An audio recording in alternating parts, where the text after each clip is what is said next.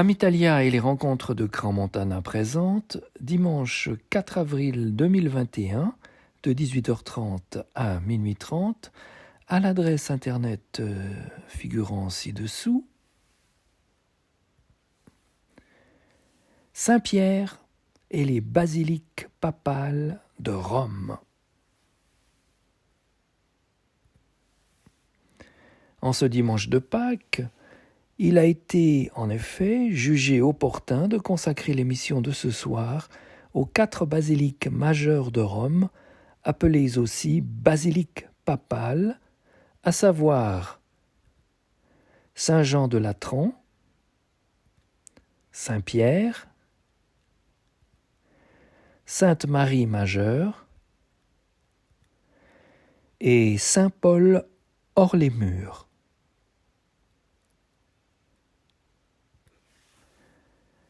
L'épithète majeure ou papale, accolée à basilique, désigne 4 églises catholiques situées dans l'État du Vatican, propriété du Saint-Siège.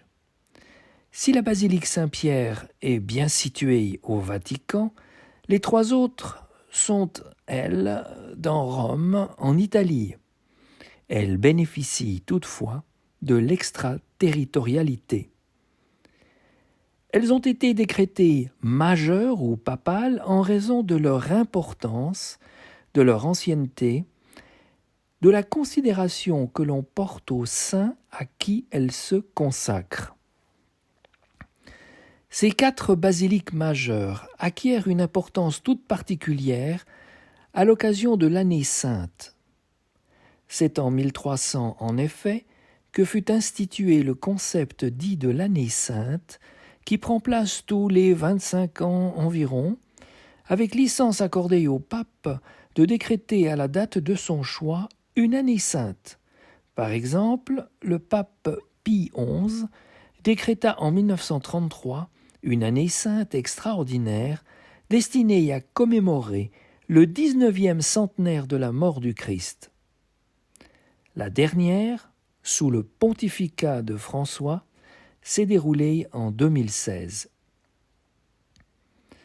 L'année sainte est destinée à raviver la foi des catholiques et à les inciter à la pratique des bonnes œuvres, aumônes, pénitences, confessions, ponctuées d'un pèlerinage à Rome, au cours duquel le pénitent devra précisément visiter les basiliques de Saint-Jean de Latran, de Saint-Pierre, de Sainte-Marie majeure et de Saint-Paul hors les murs. Chacune des basiliques majeures est pourvue d'une porta santa, une porte sainte, qui s'ouvre au début de l'année sainte et se voit scellée à l'issue de celle-ci jusqu'à la nouvelle année sainte. Voici à gauche la porte sainte de Saint-Pierre et à droite celle de Sainte-Marie majeure.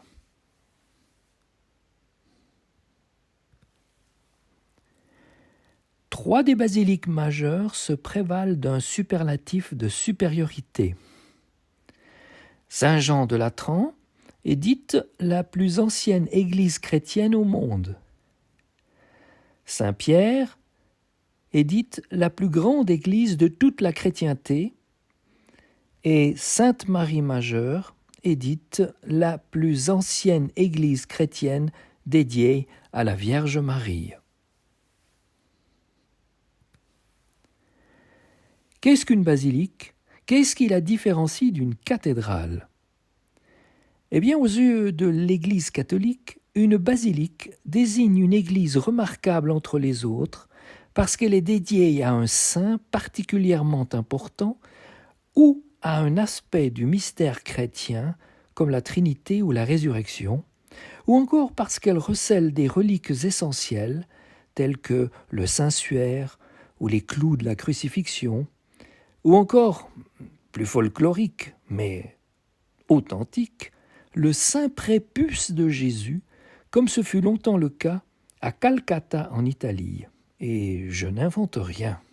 Voici d'ailleurs l'église Santissimo Nome di Gesù à Calcata en Italie.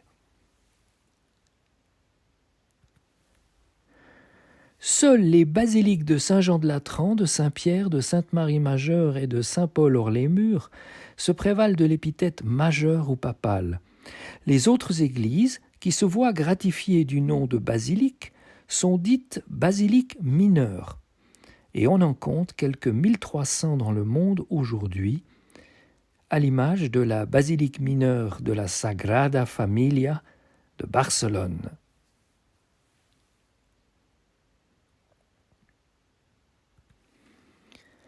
Sur un plan architectural, seuls les édifices pourvus d'une coupole à la croisée du transept peuvent s'enorgueillir du titre de basilique, et l'on parle alors de style basilical.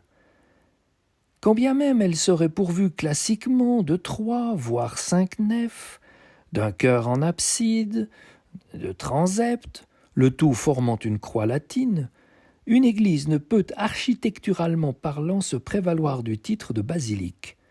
On parlera plutôt d'église ou, si elle est en ville, de cathédrale.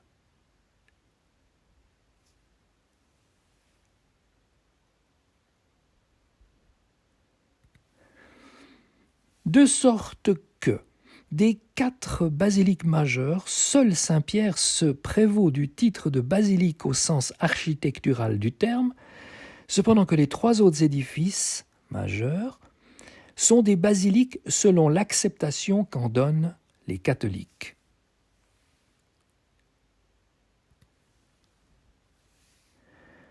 Juchée à quelques 55 mètres de hauteur, la coupole de la basilique Sainte-Sophie à Istanbul, aujourd'hui désormais mosquée, est la coupole probablement la plus célèbre de l'histoire. À titre d'exemple, avec sa coupole, la Sainte Maison de Lorette en Italie peut se prévaloir architecturalement parlant du terme de basilique.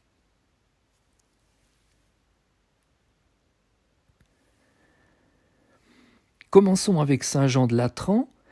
De son vrai nom, basilique du très saint Sauveur et des saints Jean-Baptiste et Jean l'Évangéliste, Saint-Jean-de-Latran est le premier édifice monumental d'Occident construit en 320 et consacré en 324. Sur le fronton de la façade principale, on peut lire en effet « Omnium urbis et orbis ecclesiarum mater et caput », c'est-à-dire « mère et tête de toutes les églises de la ville et du monde ».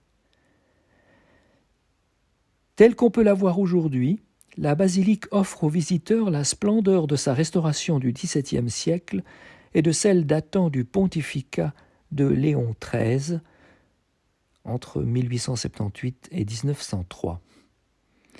Admirable dès qu'on entre dans la nef est le plafond à caisson, œuvre de l'architecte Giovanni Stefani, XIVe siècle.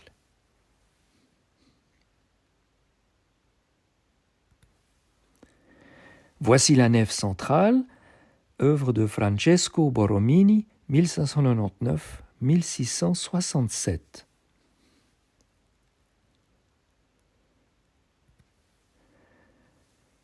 Triple élévation, bordée de colonnes engagées, à chapiteaux corinthiens.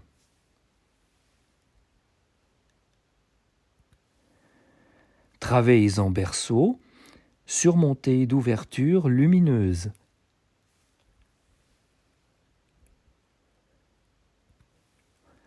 Entre chaque travée est une niche agrémentée d'un saint personnage.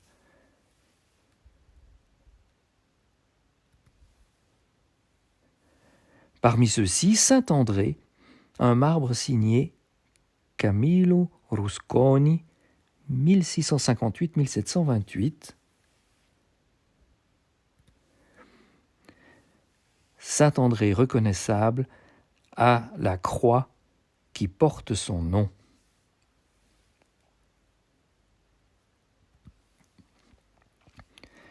Remarquable enfin, toujours à Saint-Jean-de-Latran, est l'abside du chœur de Saint-Jean-de-Latran.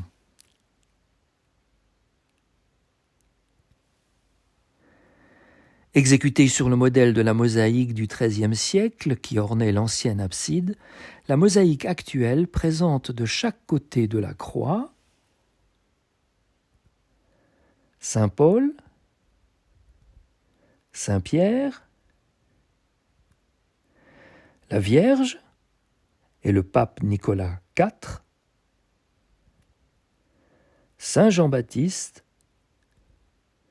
Saint Jean l'Évangéliste et enfin Saint André.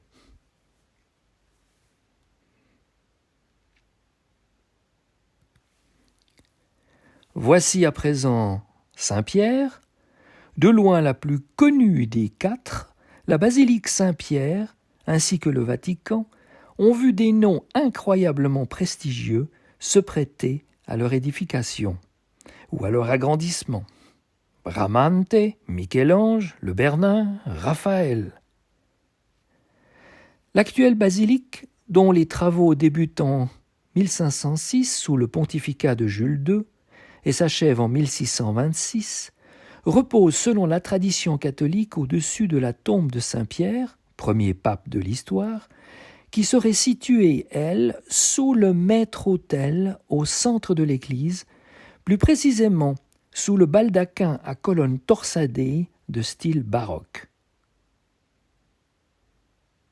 Voici le baldaquin à colonnes torsadées du Bernin, 1598-1680.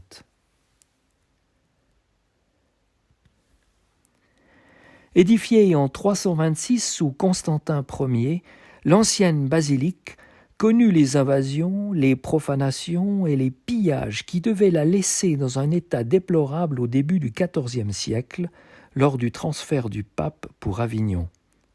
Voici une ancienne vue de la basilique Saint-Pierre.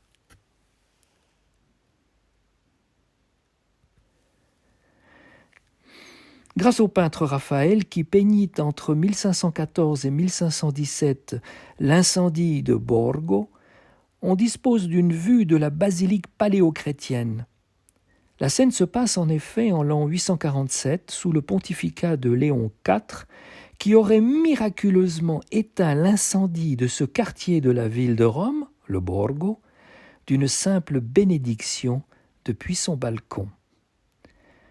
Voici donc de Raphaël, 1483-1520, incendie de Borgo, huile sur panneau, de 500 sur 670 cm, visible au musée du Vatican. Et l'on aperçoit à l'arrière-plan la basilique paléochrétienne.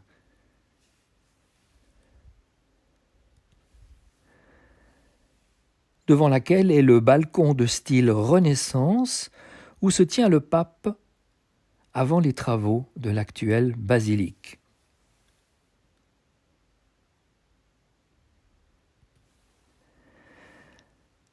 Entrons dans la nef. La voûte en berceau de la nef, percée de lunettes, repose sur d'énormes piles jumelées.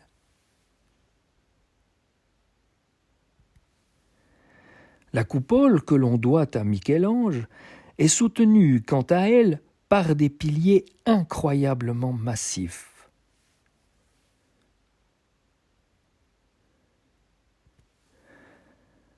Voici l'un des 4 piliers qui supportent la coupole.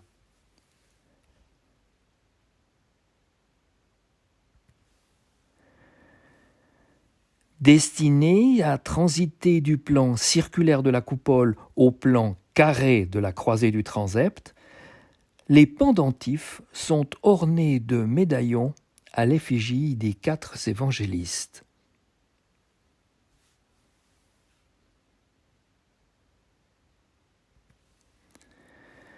Voici à présent Sainte Marie majeure.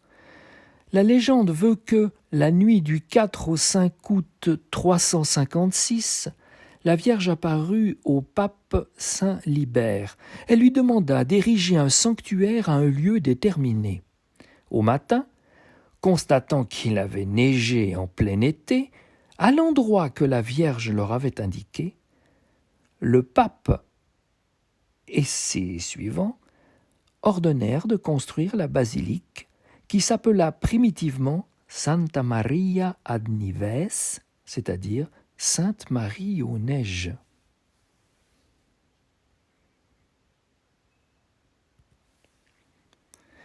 Voici la nef centrale de Sainte Marie majeure.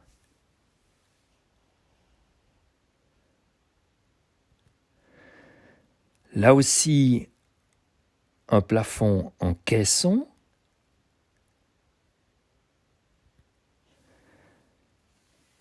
Un arc triomphal qui sépare la nef du chœur.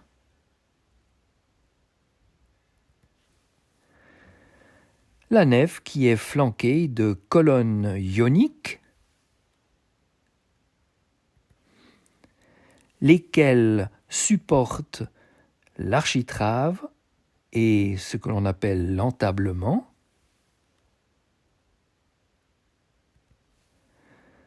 L'entablement décoré d'une frise en mosaïque à rinceaux.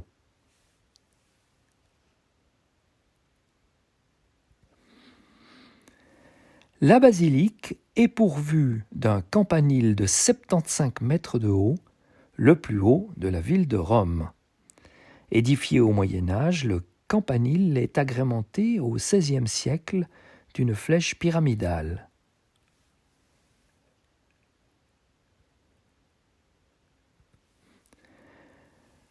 Voici à présent saint Paul hors les murs. Selon la tradition, saint Paul est décapité. Son corps est alors réclamé par une femme appelée Lucina, qui possède une propriété en dehors du mur d'Aurélien, d'où le nom donné à la basilique. Elle y enterre l'apôtre, et l'endroit devient rapidement un lieu de vénération des chrétiens. Voici la statue de saint Paul devant la basilique qui porte son nom. L'apôtre est reconnaissable à l'épée qu'il tient dans la main droite.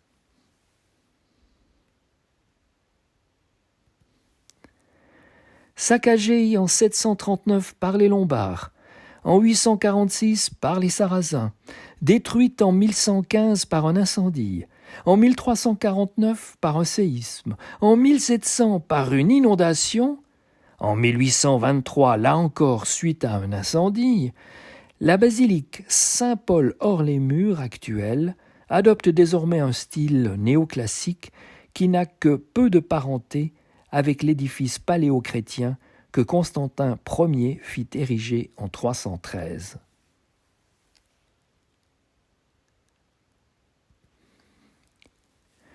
Voici la nef principale et son plafond à caisson toujours.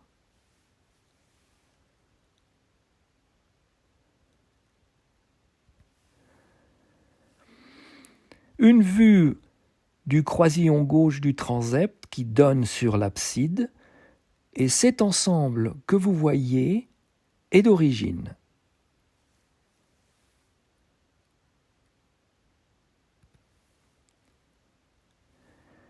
Un arc triomphal sépare la nef du chœur et du transept.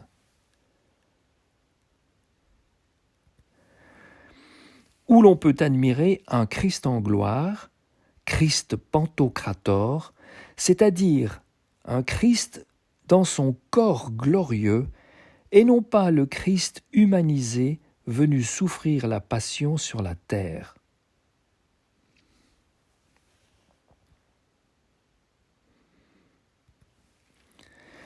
Incontournable pour conclure, par-delà toutes les merveilles que recèlent les 4 basiliques majeures et que le documentaire Saint-Pierre et les églises papales de Rome vous dévoileront, voici, à titre personnel, celle qui les surpasse toutes à Saint-Pierre de Rome, la Pietà de Michel-Ange, l'œuvre la plus belle, la plus touchante, la plus bouleversante selon moi de toute l'iconologie chrétienne. Je vous laisse avec la Pietà en vous invitant à vous connecter dimanche de Pâques 4 avril 2021 dès 18h30 et jusqu'à minuit 30 pour découvrir les 4 basiliques majeures de Rome à l'adresse internet figurant ci-dessous. Merci, au revoir, très belle Pâques. Attention, la présentation n'est pas tout à fait finie.